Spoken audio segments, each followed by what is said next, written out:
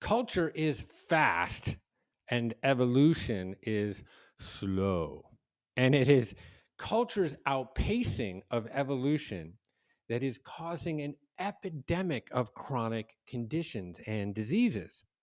Now, over millennia, we have developed physiological adaptive mechanisms through the cosmic foundational intelligence of nature. But culture is now moving so fast that what was once adaptive has now become maladaptive. Let me give you an example. We were once foragers and we would be hunting and gathering on the Serengeti, and we'd come across a fig tree in the fall and we'd gorge ourselves on figs. Well, food is nutrients, but it's also information.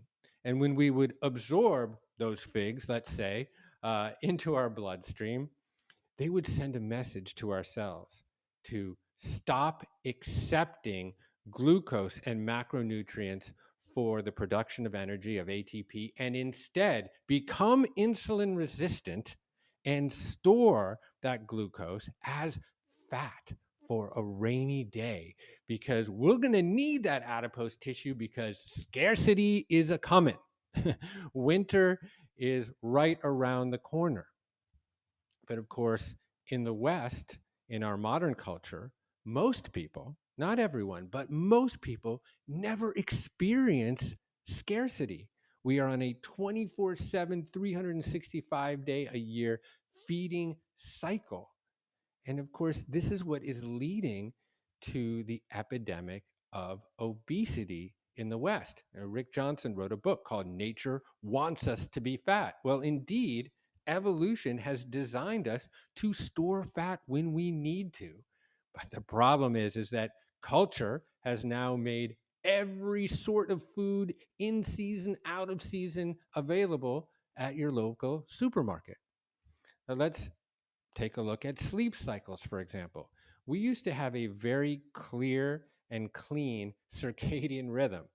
We would wake up more or less with the sun, and we would go outside or already be outside, and we would get blue light in the morning. Andrew Huberman and Dr. Roger Schwelt talk a lot about this. I've interviewed them both on the podcast on this very, very topic.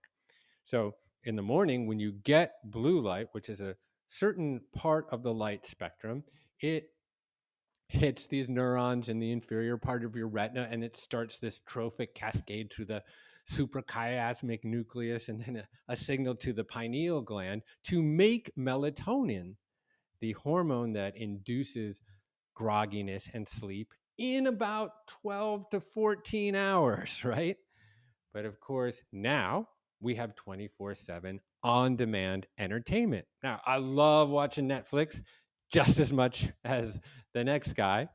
But the problem is when we get blue light late in the day, it screws with our melatonin secretion and our circadian rhythm such that we cannot sleep. And now we're seeing an epidemic of insomnia. And of course, we know how important sleep is for restoration, for insulin sensitivity, for memory consolidation, for the lymphatic system to clean out beta amyloid proteins that are often associated with Alzheimer's and neurodegenerative diseases. So, there are a ton of examples that I could give you, like, let's say we all like climate control. Well, when it's hot out, what do? We go inside and we set the thermostat to be in this little Goldilocks zone that makes us all comfy. Well, what does that inhibit? Well, it inhibits sweat. If you're outside and it's hot, you're sweating. Well, that's one of the key ways that the body detoxifies. Now we all sit in chairs all day. Well, we're not meant to sit in this particular position all the day. And this is resulting in an epidemic of back issues and back pain. And we can go on and on. So, the moral of the story here is that if we are seeking wellness and we want to be healthy, then we need to align our protocols and the way that we behave with the adaptive mechanisms of our physiology that have evolved over millennia and millennia. And eschew and shun some of the cultural speed. So this might involve fasting. This might involve squatting instead of sitting in a chair all day.